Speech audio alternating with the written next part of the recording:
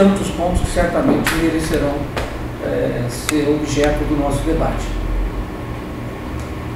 E eu inicio tratando muito brevemente de uma concepção tradicional, até convencional, sobre defesa, considerando os estados como um ente que envolve uma população, um território, e que se expressa soberanamente em duas faces, uma face interna e uma face externa, na perspectiva da soberania. Que no limite os estados empregam a força tanto para a garantia dessa soberania no âmbito interno e eventualmente também nessa perspectiva o emprego da força bélica, e aqui é disso que nós estamos tratando, no âmbito externo. De maneira geral, em uma perspectiva da teoria democrática, os estados empregam internamente forças policiais sustentadas num aparato judiciário, ou seja, dentro dos limites da lei, e empregam, pelo menos idealmente, a sua força máxima, a sua força letal, externamente, numa outra perspectiva.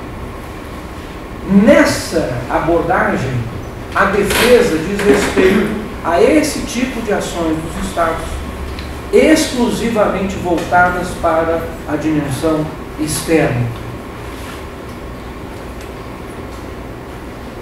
Todavia, quando nós enxergamos e fomos identificar o trajeto da defesa no Brasil a partir da República, não no Brasil necessariamente republicano, nós vamos perceber que essa trajetória não se acomodou a esse tipo de perspectiva. E muito frequentemente a defesa foi confundida com segurança, e uma segurança interna, principalmente a partir da Guerra Fria, mas não exclusivamente. O que nós podemos então perceber é que no caso brasileiro houve uma internalização do inimigo, ou uma internalização do conflito. E os movimentos contestatórios à ordem foram tratados como inimigos internos. Nós já conhecemos muito bem essa temática. Isso acaba sendo sustentado por uma doutrina da segurança nacional, e os comunistas, socialistas, nacionalistas e mesmo democratas, no sentido até mais amplo do termo, um espectro até mais alargado, foram objeto de serem considerados como inimigos da ordem. A expectativa, talvez, de muitos acadêmicos, atores envolvidos nos vários âmbitos da vida política e social brasileira, é que, a partir de 1985, e portanto já vão aí mais de 3 décadas, houvesse um movimento de reversão dessa perspectiva e de que um processo de externalização do conflito fosse instaurado efetivamente no país. O que ocorre é que, ao término do regime autoritário, em 1985, as Forças Armadas saem daquele momento, daquele processo, ainda fortalecidas, ainda constando no seu quadro mais amplo, mais geral, com um certo apoio da opinião pública, importante. E quando se inicia o chamado momento, a fase da nova república, as Forças Armadas estão ainda com um espaço de autonomia bastante preservados, com inúmeras prerrogativas, por exemplo, na área da educação, no campo das promoções dos militares e várias outras perspectivas que poderiam apontar inicialmente para uma autonomia exclusivamente autárquica, ou seja, aquelas voltadas para dentro das instituições, mas que têm nitidamente uma dimensão e uma face política. Isso vai permitir, entre outras possibilidades, uma tutela no momento da nova república sobre o poder político. Essas questões são bem conhecidas, talvez não caiba aqui detalhar.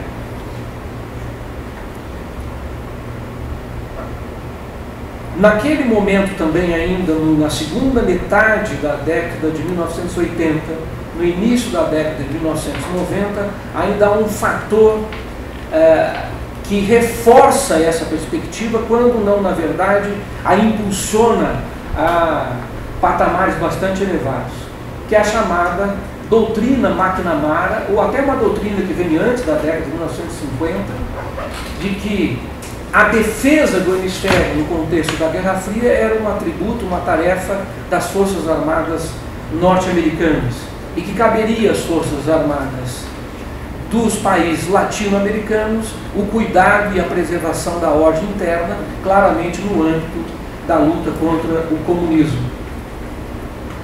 Essa questão reforçada com a chamada guerra às drogas nos Estados Unidos. E essa agenda, que no primeiro momento aparentemente foi refutada pelas Forças Armadas, no caso brasileiro, o que nós percebemos ao longo desses mais de 30 anos, que isso reforçou a participação e a presença das Forças Armadas no âmbito interno no Brasil. Como isso vai aparecendo mesmo a partir da Constituição Federal de 1988? E isso me parece um dos grandes desafios. Há um artigo, que é o 142, que permite, inclusive, embora de forma muito anacrônica, que há defesas até de que as próprias Forças Armadas podem deliberar o momento, a oportunidade que devam intervir para garantir os poderes constitucionais, e ali responsáveis pela garantia da lei e da ordem. Numa perspectiva infraconstitucional, o primeiro documento que vai tratar dessa questão da defesa é a Política de Defesa de 1996, no governo Fernando Henrique Cardoso, que é muito claro o documento, embora um documento muito breve, que pode ser criticado pela sua característica de generalidades, mas é um documento muito claro ao apontar que a política de defesa nacional é voltada para ameaças externas. Aí iniciamos os governos progressistas, e em 2005 há uma nova versão da política de defesa nacional, portanto o governo Lula, que adiciona um aposto, e esse aposto altera significativamente a perspectiva da defesa, porque insere que a partir dali, 2005, a política de defesa nacional é preponderantemente voltada para ameaças externas.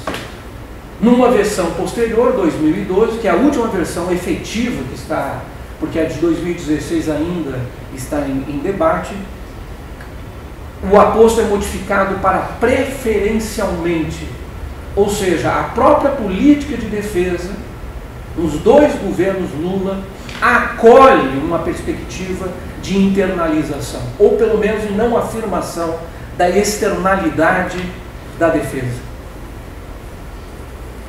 Para agravar esse quadro, em 2013,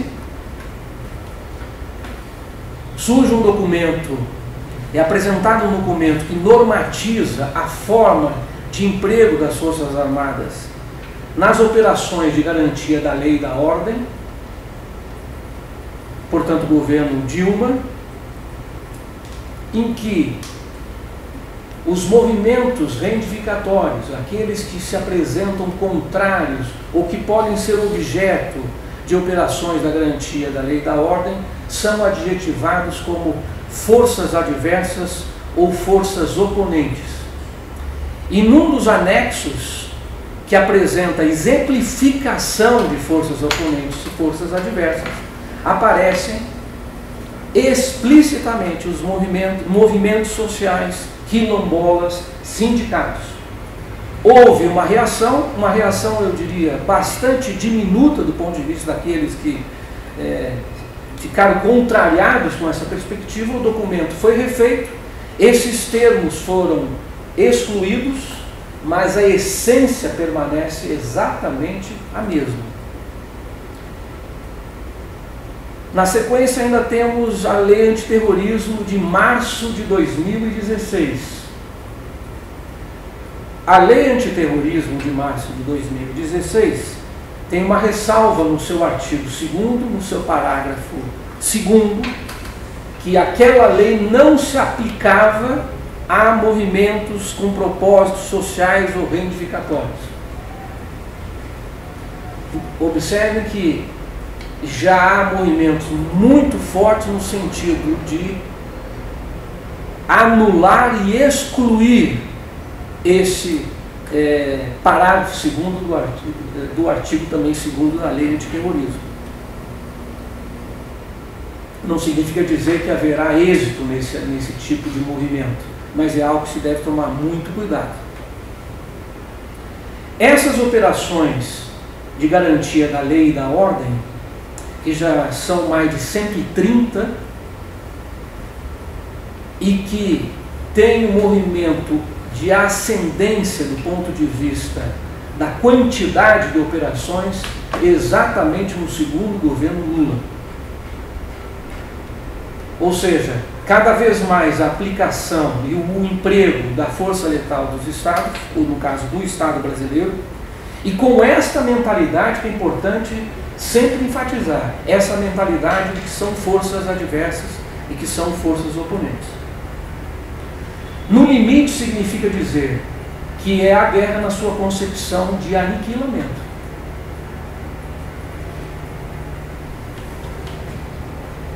Chega-se ao ponto máximo dessa questão com a intervenção federal do Rio de Janeiro. Eu tenho tentado evitar já situar os resultados, mas o que nós temos até o presente momento de resultados efetivos, eles vão na contramão daquilo que se apontava, ou seja, há um aumento da violência, há um aumento da presença de forças no cotidiano das pessoas, das comunidades,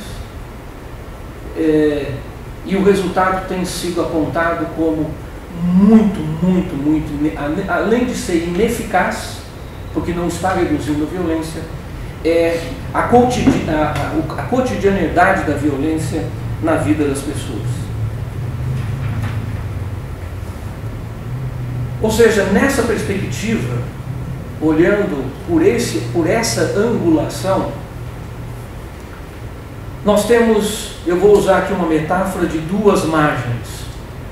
Uma margem mais interna ao país, efetivamente, que são as operações de garantia da lei e da ordem, em vários aspectos, não é apenas em greves de polícias militares, mas é mesmo na questão específica da segurança pública, e que lá atrás, historicamente, a tentativa que houve durante o processo constituinte de 1986 a 1988, houve uma proposta diferenciada, que poderíamos hoje chamá-la de um modelo argentino, ou seja, deixar muito claro que Forças Armadas deveriam se ocupar exclusivamente de questões externas, e quem apresentou essa proposta foi o deputado José Genuíno, e que mesmo já na comissão de sistematização foi derrubado. Ou seja, se preservou essa perspectiva não apenas porque houve uma pressão nítida, clara, explícita das Forças Armadas, dos militares, para que não ocorresse uma mudança, mas o próprio sistema político, aqui entendido numa amplitude, não apenas a relação entre partidos políticos do executivo, confirmou essa questão da garantia da lei e da ordem, mas no sentido do status quo de uma sociedade cujo traço primordial é a escravidão,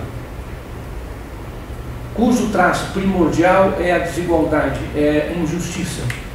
Então, qual era o elemento possível de preservação de uma determinada ordem? Garantir que as Forças Armadas, no limite, fossem empregadas para a preservação de uma ordem que não era a questão da segurança pública, é outro artigo, que é o 144. Houve um deslizamento jurídico entre o 142 e o 144.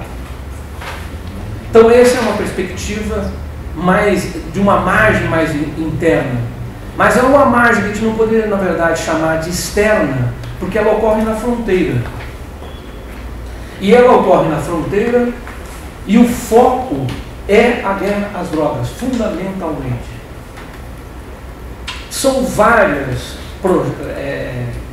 programas que estão em curso há muito tempo, há mais de 30 anos, começa pelo Cária Norte, passa pelo sistema de fronteiras, passa pelo sistema de acompanhamento satelital da Amazônia Azul, que é o CISGAAS. O foco é o narcotráfico, as grandes operações militares brasileiras, até as maiores GLOs, é a Operação Ágata, que é uma operação voltada para a questão da repressão ao narcotráfico. Tanto que os resultados são medidos pela quantidade de maconha apreendida, de cocaína apreendida. A lei do abate é uma lei focada na questão do narcotráfico. Ou seja, nós temos um aparato no sistema político brasileiro que não apenas preserva, mas amplia a participação das Forças Armadas como polícias de fronteira. E algo novo, ainda muito recente, que é preciso cuidar. É o emprego também das Forças Armadas na questão dos refugiados. Quem que ganhou, a quem foi atribuída a tarefa de recepção dos refugiados da Venezuela? As Forças Armadas. Então é preciso ficar bastante atento, porque ao invés de se reduzir, se está ampliando e dotando as forças desse tipo de condição. Esse aparato está sendo fortalecido. Essas são duas margens, porque inclusive porque não há um órgão federal, a Polícia sim federal, que poderia ser fortalecida para tratar dessas questões de fronteira, mas observemos e fiquemos atentos. O campo popular, o campo da esquerda, muitas vezes reforça esse tipo de atuação. Isso que é também extremamente preocupante. Ou seja, que cabe às Forças Armadas exatamente a repressão ao tráfico de drogas. Sem se pensar, para mim, sinceramente, é espantoso, se existem outras alternativas, inclusive de descriminalizar as drogas. Isso não aparece frequentemente no debate. Como aqui nós não estamos falando de programas de partido, nós estamos tratando de um projeto mais de médio e longo prazo, eu penso que essas questões merecem também a nossa atenção. E aí eu vou tratar como último tópico, e me permitam essa licença mais literária, de uma terceira margem, para recuperar Guimarães Rosa. Ou seja, a terceira margem não é nem o outro lado do rio, nenhum dos lados do rio, é aquele que decide ficar lá na terceira margem, no meio do rio, onde está o campo dos sonhos, dos planos, dos projetos que alteram, que rompem com a ordem vigente. E eu levantaria alguns pontos para o nosso debate, não são exaustivos, volto a insistir que não são completos. Eu trataria os seguintes aspectos que merecem, eu penso, a nossa atenção. O primeiro deles, a indissociabilidade entre política externa e política de defesa. Se nós, até mesmo uma perspectiva convencional, mais na linha soberanista, que os Estados precisam se garantir, empregando eventualmente essa força letal no âmbito externo, não é possível considerar que esses campos possam ser tratados de forma dissociada. Então esse é o primeiro aspecto que eu gostaria de reforçar. Segundo, entendo que nós não podemos pensar em política de defesa e política externa sem nos ocuparmos de uma perspectiva latino-americana, regional. No âmbito regional, inclusive, habitam possibilidades até mesmo de fortalecimento da questão da tecnologia e da ciência. de afirmação de maior autonomia. E houve, de fato, um movimento nessa direção, conhecemos, eu chamaria não de onda rosa, mas de uma curta onda rosa, e que não houve tempo para que as instituições criadas, de fato, fossem institucionalizadas. Elas não estão ainda na condição de levarem a cabo propostas, e eu estou me referindo especificamente à Unasul e ao seu Conselho de Defesa sul-americano,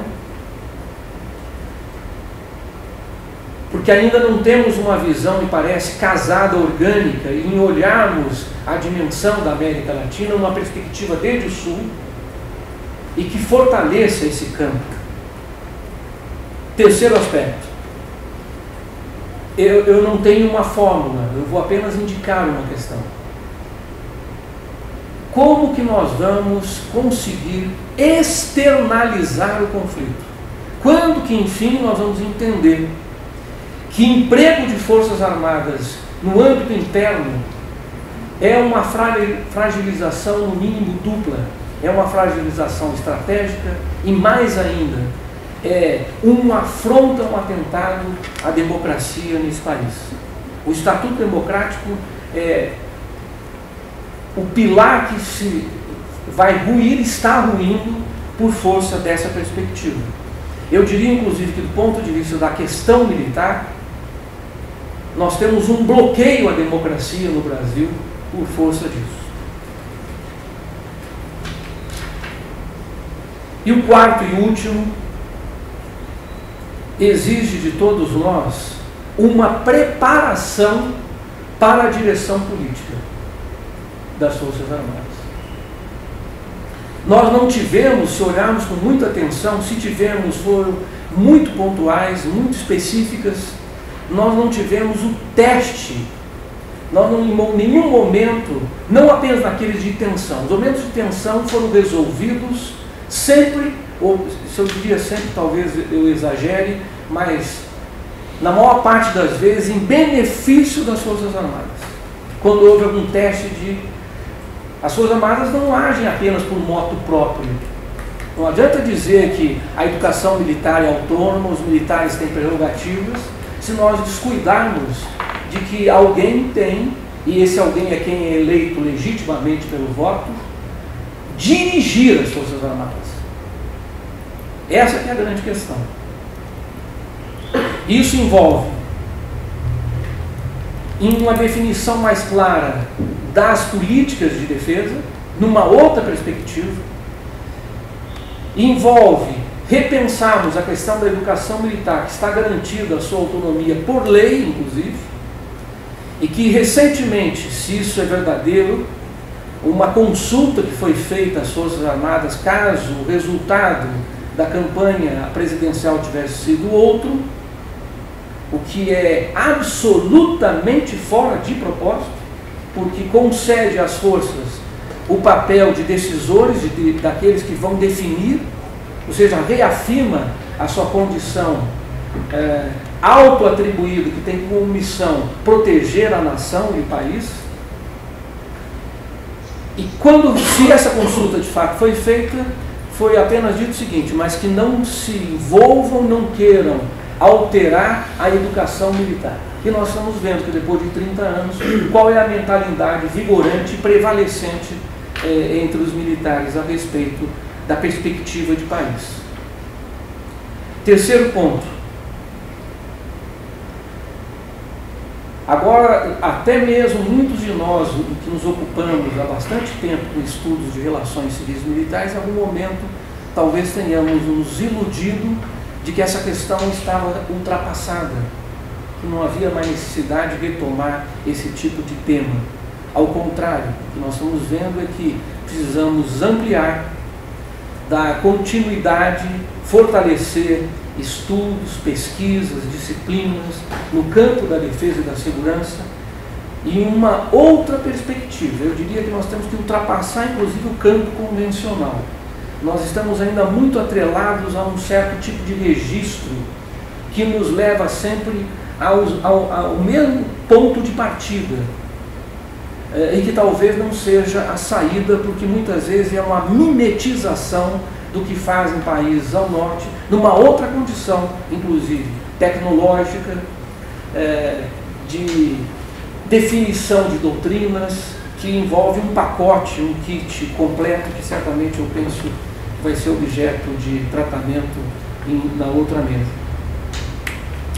Quarto ponto: se ainda tivermos uma lanterna com algum facho minimamente forte e procurarmos na escuridão, quem sabe ainda alguns militares, no mínimo democratas e nacionalistas, e que possam ser atraídos, porque talvez haja um fator que possa contribuir, porque há um risco hoje, e que vai se tornar mais concreto ainda a partir do 1º de janeiro do próximo ano, que é a politização das Forças Armadas.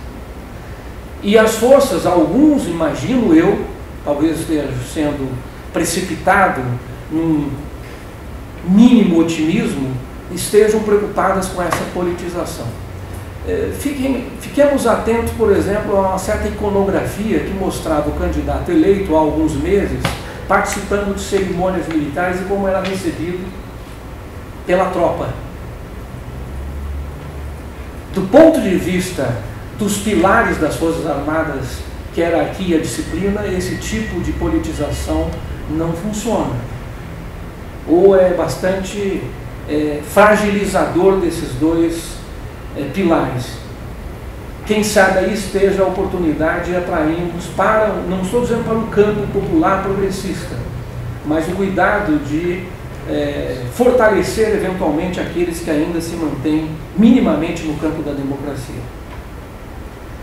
Quinto, entendo a ambição. Fizemos essa proposta, inclusive, o que chamamos do Grupo Jaguariúna, e que atuamos como assessores da Comissão Nacional da Verdade. O artigo 142 da Constituição Federal é muito fragilizador da ambiência e da estatura democrática brasileira. Ele permite muitas vezes o amparo a esses devaneios golpistas que vimos muito frequentemente, mais ainda neste ano. E por fim,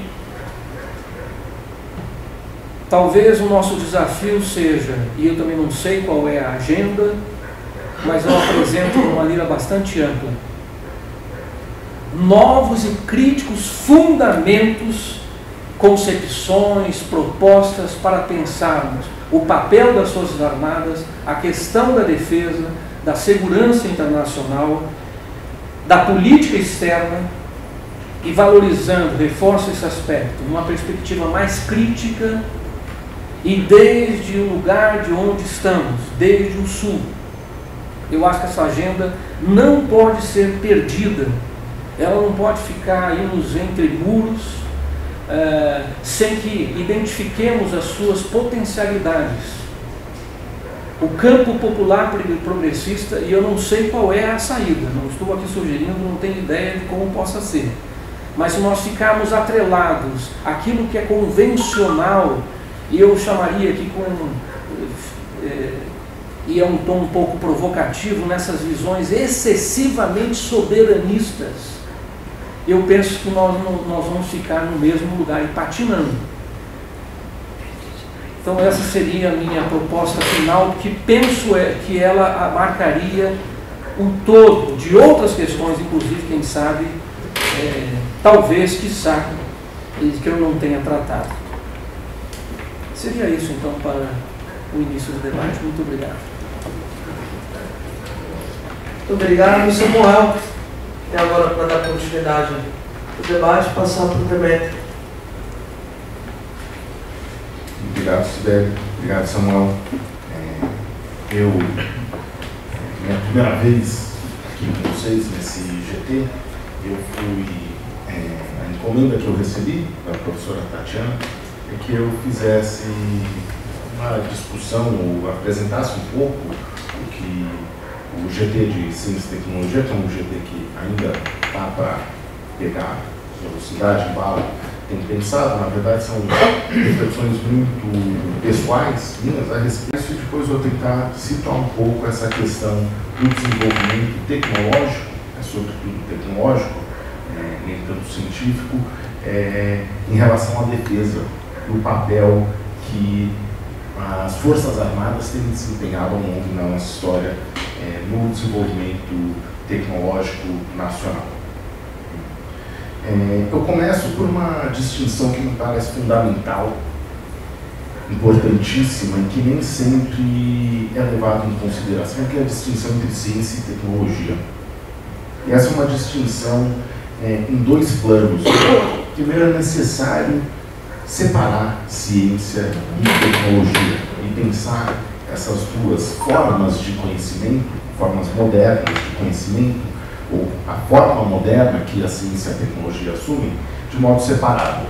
Eu adoto o que tem se consolidado, que está consolidado na discussão sobre ciência e tecnologia, a ideia de que a ciência trata, sobretudo, da produção de um conhecimento básico sobre o funcionamento do mundo, das coisas do mundo, sem um fim, sem uma aplicação imediata no horizonte das preocupações que mobilizam os cientistas.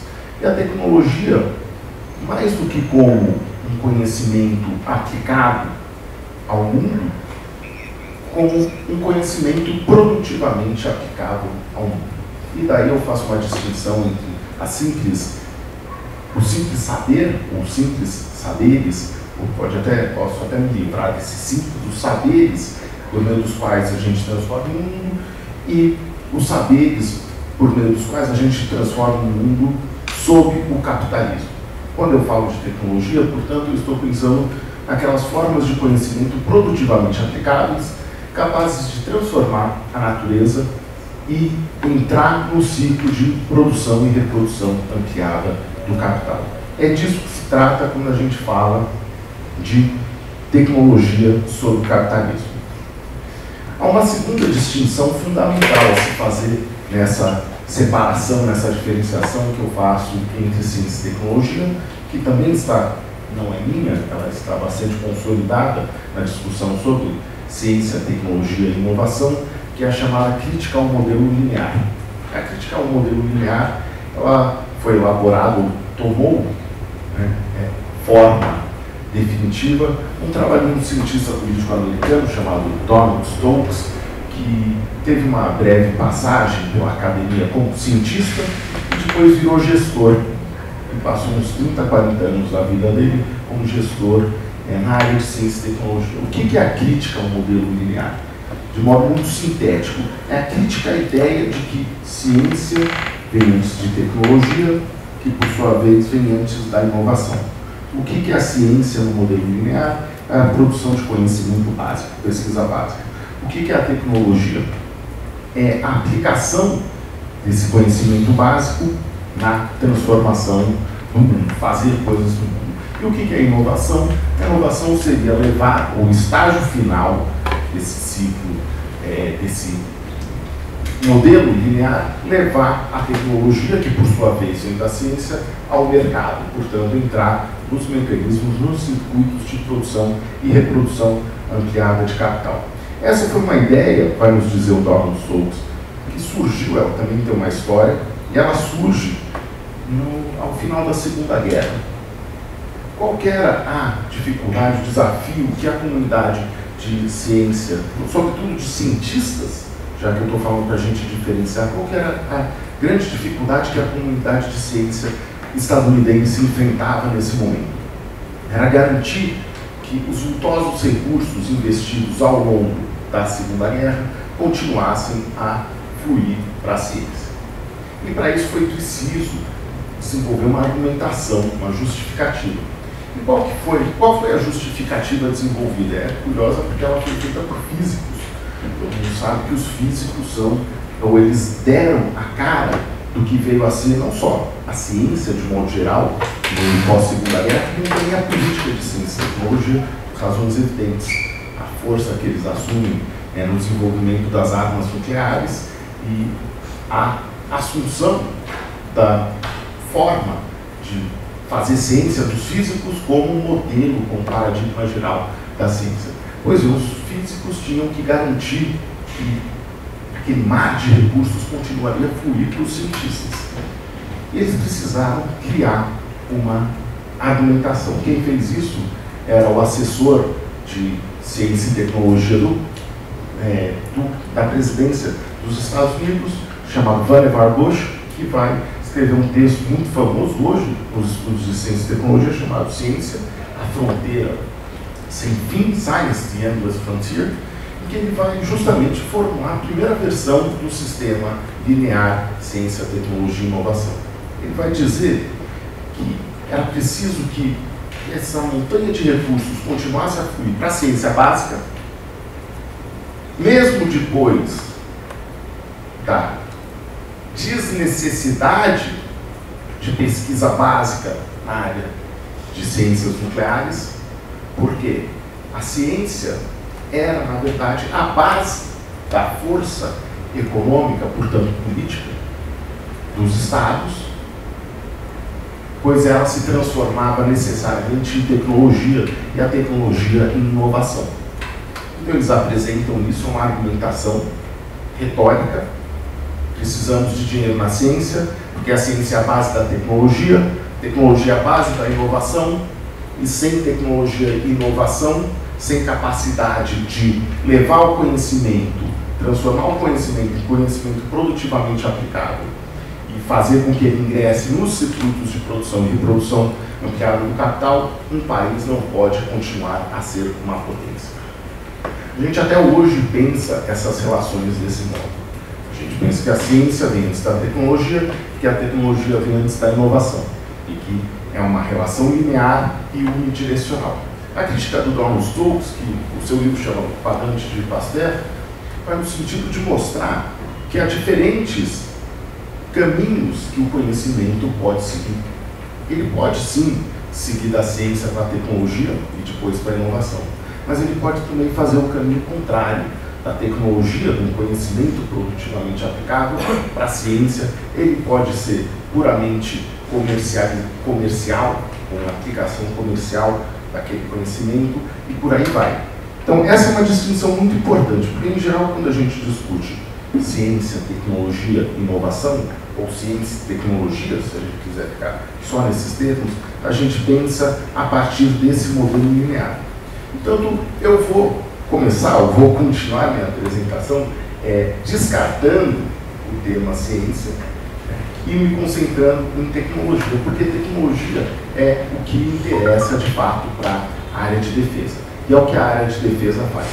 O Brasil não produz ciência na área de defesa, há cientistas e há conhecimentos relevantes na área de defesa que podem ter implicações eventualmente científicas, mas a gente está falando sobretudo de tecnologia. Eu descarto ciência e eu coloco um pouco à parte também o tema da inovação, que é algo que precisa ser pensado também, porque nem toda essa tecnologia produzida na defesa vai terminar na inovação. E daí eu já adianto também que, apesar de eu não ser um estudioso, não sendo estudioso de defesa, de forças armadas, sendo estudioso da área de tecnologia, desenvolvimento industrial, eu nem por isso posso deixar, por conta da minha trajetória profissional e acadêmica, de fazer de trabalhar, de sempre me alertar sobre a necessidade de diferenciar muito claramente as forças. A gente fala forças armadas, mas a gente sabe que no fundo elas são muito diferentes, em vários sentidos, em várias dimensões. O exército, a mentalidade dos oficiais do exército é muito diferente dos oficiais da Marinha do Brasil, da Força Aérea e por aí vai. E também o papel que a tecnologia desempenha em cada uma dessas forças é bastante diferente. O segundo ponto que eu quero chamar aqui a atenção é para a centralidade do acesso desigual ao conhecimento produtivamente aplicável na estruturação do sistema capitalista mundial em centro e periferia. Isso me parece inescapável. Isso não é meu também, isso está no estruturalismo clássico, isso está no Marx, isso está nas teorias do sistema mundo, é a ideia de que a estrutura centro-periferia é uma estrutura determinada que se baseia, que se mantém viva em torno de um acesso desigual ao conhecimento produtivamente aplicado. Porque mecanismos, por quais mecanismos? O mecanismo fundamental é o monopólio tecnológico. Isso também vai aparecer no estruturalismo, na teoria marxista da dependência, a ideia de que os países centrais mantêm o monopólio tecnológico e esse monopólio tecnológico relega algumas partes do mundo a produzir bens primários, exportar esses bens primários que serão transformados pelo conhecimento produtivamente aplicável mais avançado no momento nos países centrais. Então eu introduzo mais um tema, mais um termo, mais um conceito que a partir do qual eu gosto de pensar, que é a ideia de fronteira tecnológica. A ideia de fronteira tecnológica ela vem junto com a ideia de paradigma tecnológico. A ideia de paradigma tecnológico, de revolução tecnológica, a ideia que foi desenvolvida por uma socióloga venezuelana chamada Carlota Pérez. Ela toma o modelo cuniano, toma-se com emprestado e basicamente troca a ciência por tecnologia. E seguindo a ideia do Thomas Kuhn, ela vai dizer a tecnologia ela forma um paradigma, no sentido de que ela forma um todo conectado e que só faz sentido dentro daquele paradigma, e ela também passa por revoluções, transformações do paradigma tecnológico. Os paradigmas tecnológicos, como os paradigmas científicos, eles são incomensuráveis. E eles são cumulativos dentro de um paradigma e descontínuos entre os paradigmas. De tal modo que, quando a Carlota Pérez vai olhar para a história do capitalismo, da Revolução Industrial para cá, ela vai identificar uma série de paradigmas tecnológicos, sim, e ela vai mostrar como cada momento histórico teve um paradigma predominante e que a transição de um paradigma todo, que é uma revolução tecnológica, ela ocorre por meio de uma descontinuidade fundamental. De tal modo que um país que domine o paradigma 2, o segundo paradigma, o terceiro paradigma, ou o quinto e atual paradigma, não está necessariamente bem posicionado para dominar o paradigma seguinte. Uma vez que as tecnologias dos saberes que dão força a esse paradigma não são necessariamente os saberes e tecnologias que darão força ao seguinte. Dou um exemplo histórico no caso do Brasil. No segundo PND, o Brasil completa a sua industrialização pesada, aquilo que a Carlota Pérez chamou de quarta revolução tecnológica, ou que a gente convencionou chamar de terceira ou segunda, alguns autores vão falar, revolução tecnológica. É a indústria basicamente metal-mecânica apoiada como fonte de energia no petróleo e na produção em larga escala, baseada em economias de larga escala. O Brasil realizou, o Brasil fez esse adornamento, essa atualização em relação à indústria e à tecnologia mundial na década de 70. Para nosso azar, nesse exato momento estava ocorrendo uma revolução tecnológica. Que revolução tecnológica era essa? Era a revolução tecnológica das TICs, das tecnologias da informação e da comunicação. E como mostra o modelo da Carlota Pérez, o nosso domínio do setor siderúrgico, nosso domínio do setor automotivo, nossa capacidade de fazer aço, de fazer automóveis, não nos qualificava para fazer chips, não nos qualificava para fazer computadores, microprocessadores, não nos qualificavam para dominar a revolução seguinte. E nesse momento, o Brasil fica para trás em termos de seu desenvolvimento tecnológico. O Brasil tentou se manter a par dos desenvolvimentos tecnológicos. Se a gente pensar, essas são iniciativas dos governos militares.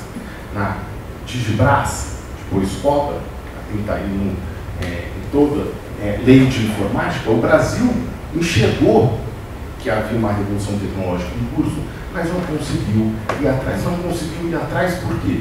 porque chegou atrasado, porque não viu o que estava acontecendo. Nós vimos o que estava acontecendo.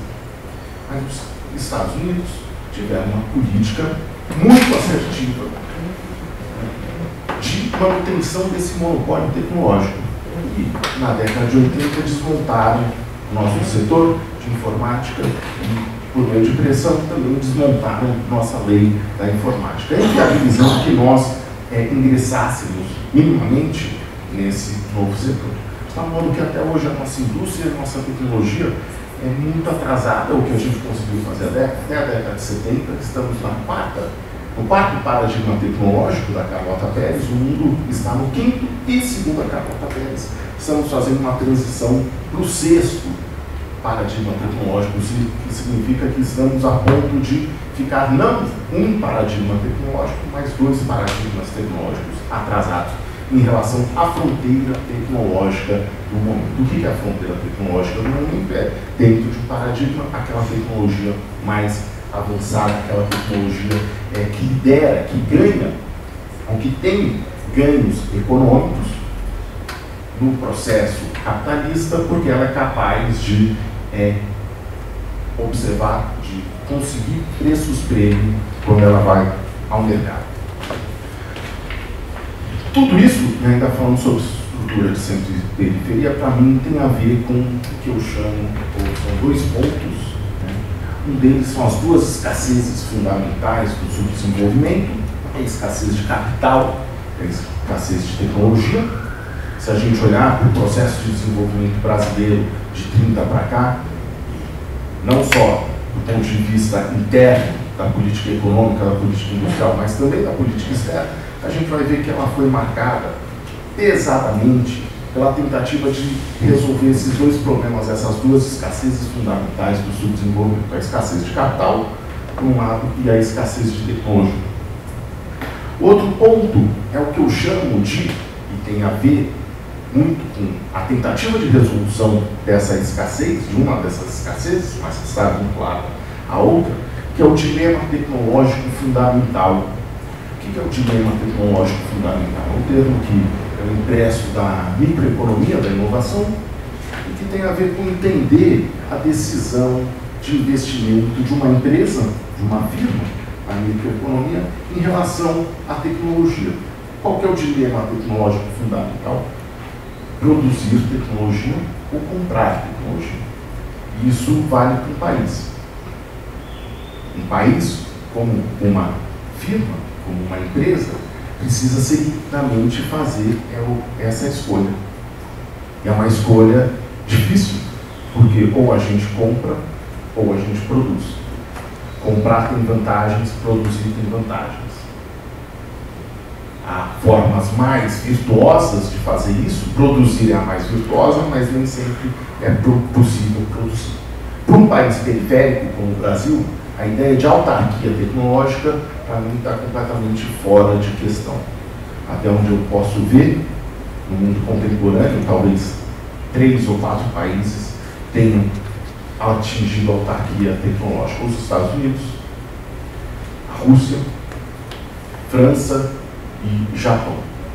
Eu não conheço outro país, eventualmente a Alemanha, mas dificilmente a gente encontra outros países que tenham desenvolvido a autarquia tecnológica, significa a autossuficiência completa em termos de desenvolvimento tecnológico, de tal modo que não só para a periferia e para a semi-periferia, mas mesmo para muitos países centrais, o dilema tecnológico fundamental, ele sempre se coloca.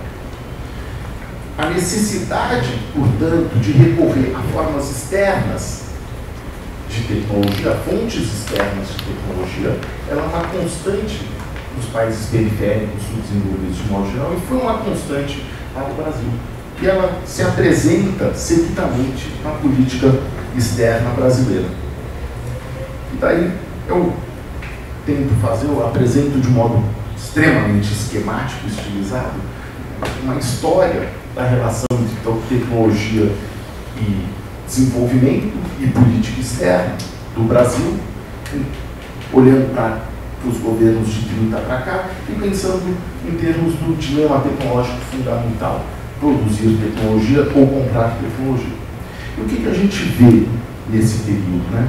Vou aqui pontuar, né? Sem entrar depois no debate, né? A gente pode conversar mais, mas pontuar. O primeiro governo Vargas, que é quando a gente começa a ter uma tentativa de desenvolvimento, ele vai, a questão da tecnologia, a questão de como o país internaliza os modos de desenvolver e de utilizar produtivamente o conhecimento aplicável do seu desenvolvimento, só vai aparecer ao final da década de 30, no marco, se a gente quiser.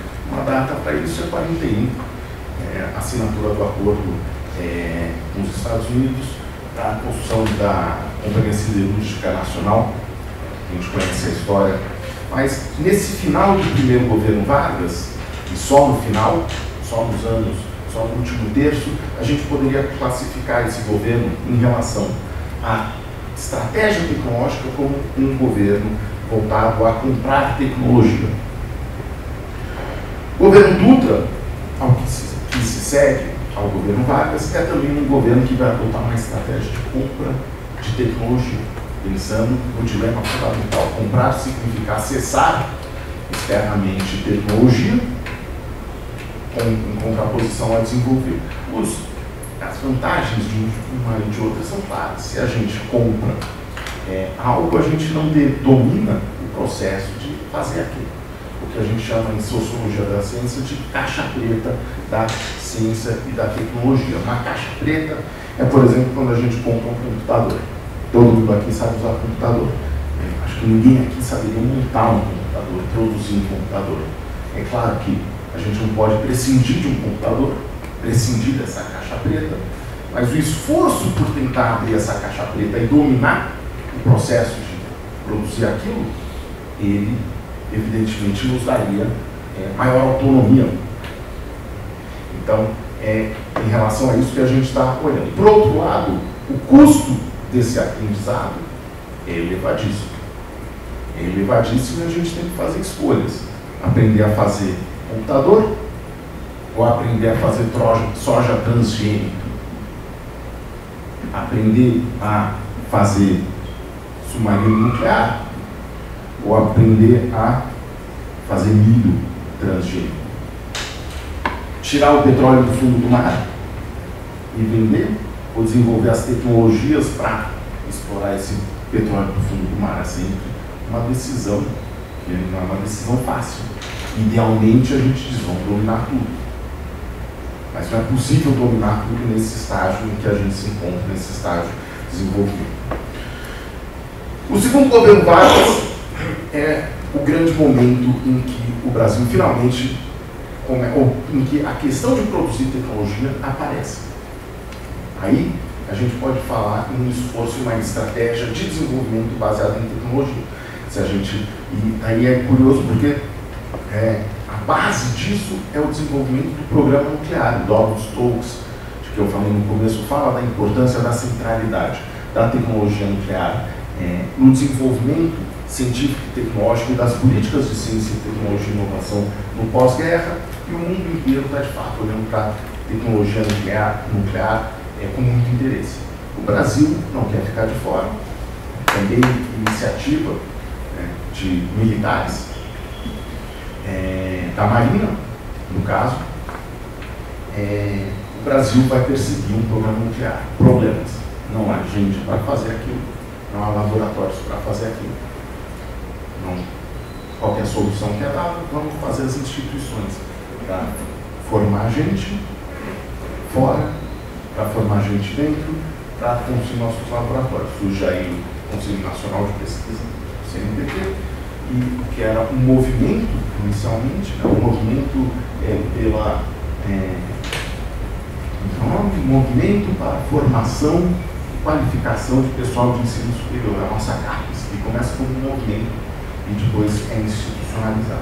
E também, nessa mesma época, o programa aeronáutico. Então, isso nos alerta para uma coisa, a estratégia de desenvolvimento tecnológico do Brasil, ela nasce entre os militares, ela nasce nos meios militares. O programa nuclear, as nossas instituições, CNPq, CAPES, nossas universidades, ou a expansão de nossas universidades, o nosso programa de pós-graduação, o nosso programa aeronáutico, são criações que são lideradas por elementos das Forças Armadas. O governo Café Filho não saberia como definir a estratégia tecnológica dele. Eu coloquei aqui na minha apresentação. O governo Café Filho, que é tecnologia, é um governo breve, bagunçado, que vai observar essa oscilação entre o governo mais desenvolvimentista, liberal, desenvolvimentista, liberal, e isso se segue também a relação entre comprar e produzir tecnologia. Depois entre o governo JK, claramente um governo cuja estratégia tecnológica é de compra, de atração dos capitais e dos conhecimentos para dentro do Brasil, sem domínio. É aí que a gente perde o pé, que aí a gente abre mão completamente, que chama uma estratégia minimamente autônoma de desenvolvimento tecnológico. Depois vem o governo Jânio, e Jânio, se a gente pudesse dizer que ele teve uma estratégia tecnológica, porque ele não teve, porque o momento não permitiu que ele tivesse muita coisa, além de tentar não cair, e quando caiu voltar ao poder, e depois retomar o presidencialismo, histórias que todos nós conhecemos, mas ele estaria inclinado, por relações de família, ele estaria inclinado a uma estratégia de produzir tecnologia. O governo Castelo Branco, compra de tecnologia, como liberal, e depois vem os governos Costa e Silva, Médici, Geisel e mesmo Figueiredo, olhando para a produção de tecnologia. Aí sucede os governos Sarney e Collor, Itamar e Fernando Henrique, que é a estratégia é de compra de tecnologia, e finalmente os governos Lula e Dilma, cujas estratégias tecnológicas são estratégias de produção de tecnologia, produção interna autônoma de tecnologia. Então acho que esse é um elemento central para a gente ter em mente. Nossa estratégia tecnológica, nossas instituições de tecnologia e mesmo de ciência, as que viriam a se dedicar à ciência, elas nascem como um esforço para domínio de tecnologias estratégicas do ponto de vista militar, do ponto de vista da defesa. O programa nuclear e o programa aeronáutico, sobretudo. Questões que eu acho que são relevantes para a gente pensar, e aí eu já caminho para o final da minha fala. Primeiro, evidentemente, tecnologia para quem e para quê? Essa é uma questão que tem que ser debatida democraticamente.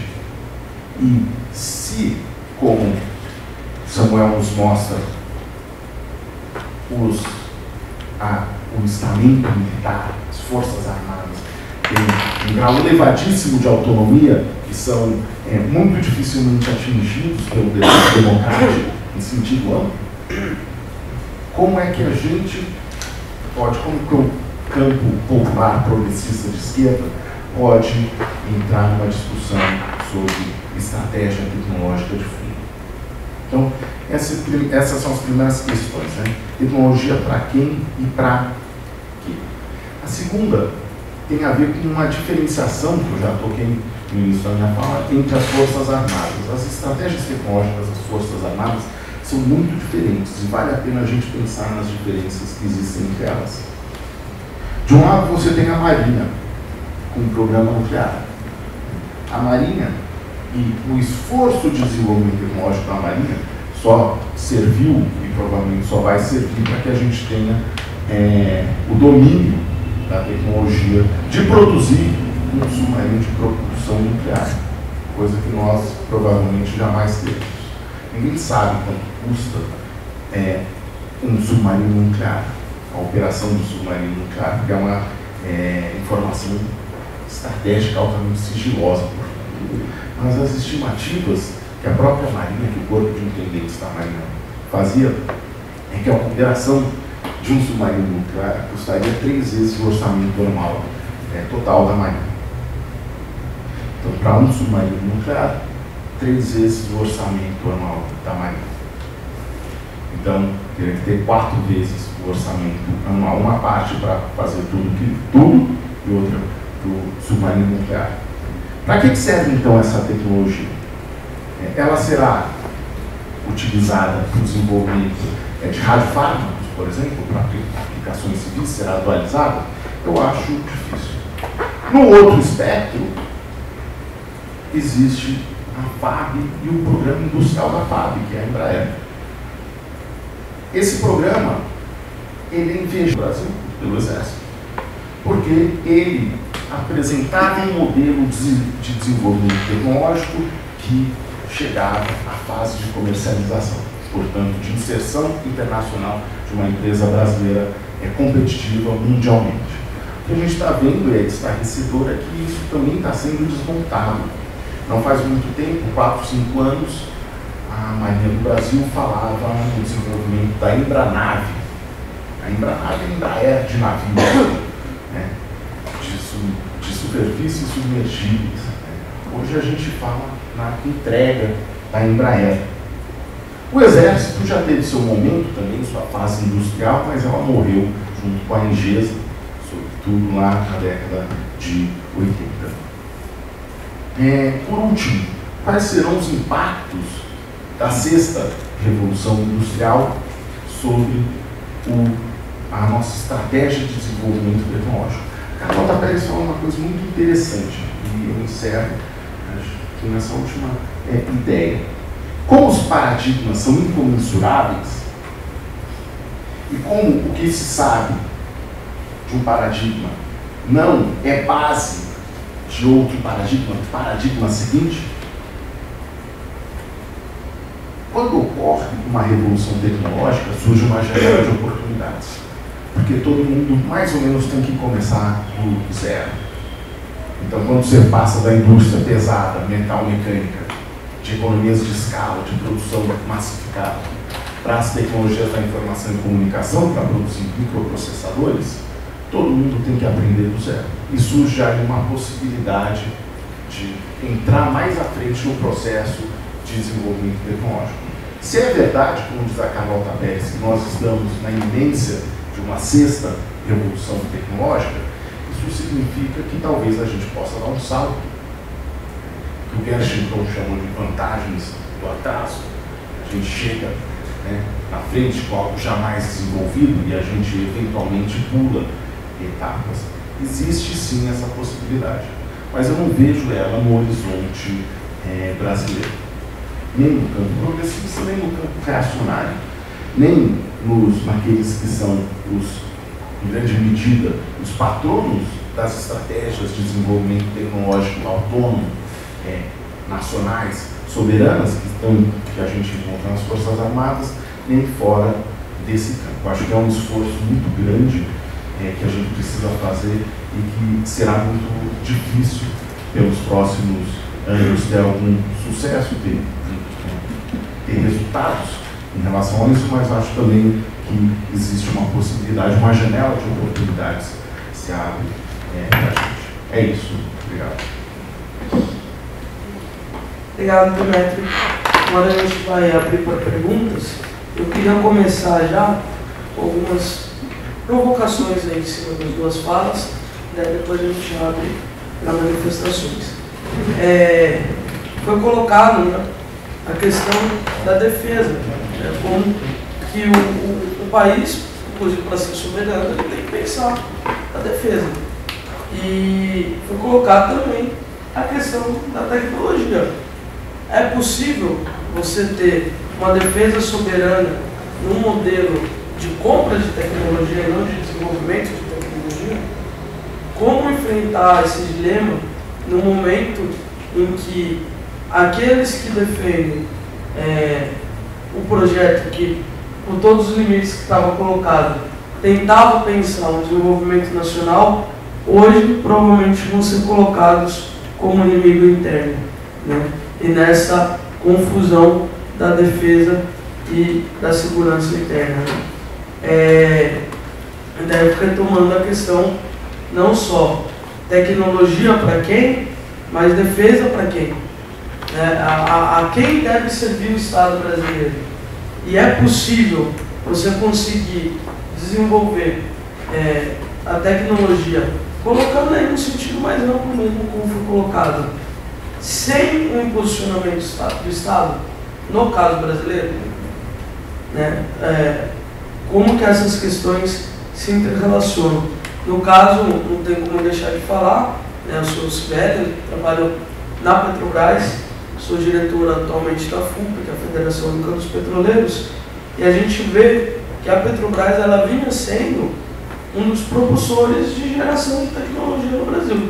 Não deveria ser a força que tinha, porque deveria sim ter outras instituições fortes de impulsionamento tecnológico, mas a gente vinha cumprindo esse papel. E a gente vê, principalmente desde 2015, quando teve uma mudança no plano estratégico da Petrobras, no caso, né, até antecedeu um pouco isso, mas já era a disputa colocada, a gente vê uma mudança no papel da empresa e que a gente vê que isso vai acompanhando uma visão de Estado brasileiro, né?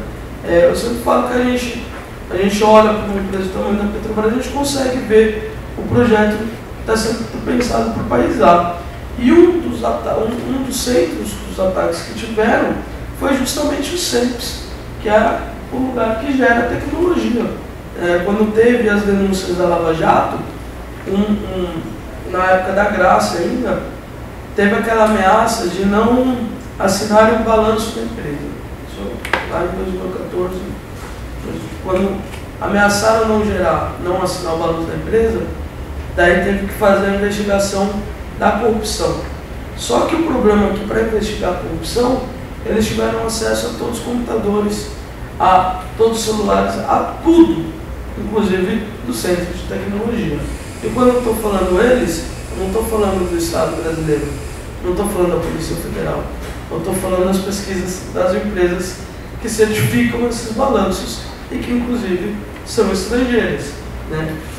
No caso britânico ou norte-americano, mais norte-americano. E daí quando a gente vê que, daí eu coloco mais uma provocação, até que ponto que a gente tem no Exército essa questão da proteção da nação ou uma subordinação a outras nações.